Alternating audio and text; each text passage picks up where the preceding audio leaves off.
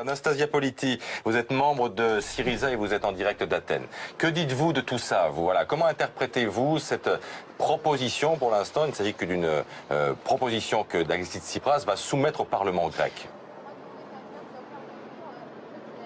Avant de vous dire quoi que ce soit sur la proposition du gouvernement grec, je dois vous dire que la propagande que vous faites vous-même actuellement, à l'instant même où je vous parle, par l'intervention de l'invité précédent dont j'ai entendu un extrait de son intervention, est inadmissible, elle est irrespectueuse. C'est vraiment, ce sont des mensonges. Vous savez, moi j'ai toujours évité, pendant ma vie d'artiste, de donner des interviews à la télévision parce que je considère que les médias sont vraiment vendus à des intérêts financiers et je crains bien que c'est le cas aussi de BFM TV.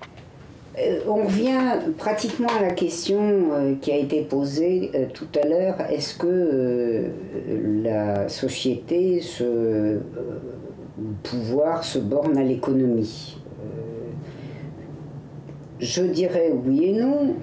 Oui, parce que le substrat est économique, et là vous posez la question de ce qui figure au sommet de la superstructure.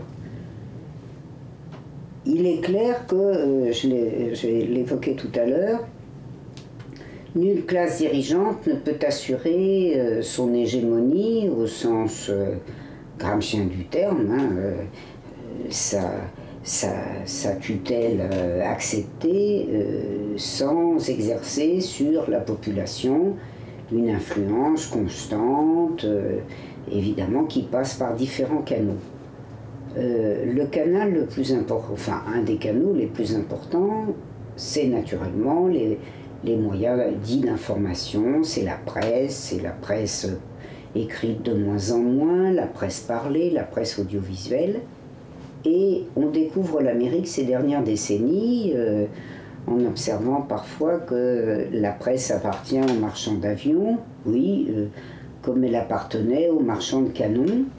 C'est-à-dire que moi j'ai toujours en tête un texte extraordinaire de 1943, qui est un texte d'analyse de la synarchie, du rôle de la synarchie dans l'entre-deux-guerres, un texte d'un observateur qui la connaissait très bien et qui explique comment depuis le XIXe siècle, la grande bourgeoisie détient un rôle d'autorité, un rôle hégémonique sur toutes les fractions de la société.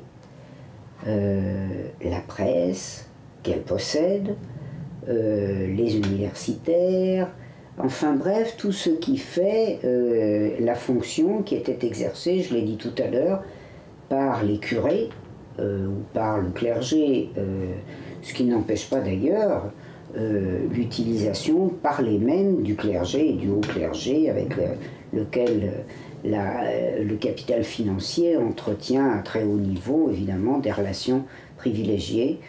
Eh bien, grosso modo, qui possède le capital possède la presse, qui possède la presse a pour fonction essentielle, sauf exception dont nous n'avons pas le temps de traiter ici, a pour fonction essentielle d'assurer le degré de connaissance que le capital financier juge nécessaire et congru pour la masse de la population. C'est la fonction de la presse, et tous ceux qui demandent une presse démocratique et indépendante sans poser la question de la nature du pouvoir et notamment de la nature du pouvoir économique se fourvoient et fourvoient ceux qui les lisent ou les écoutent.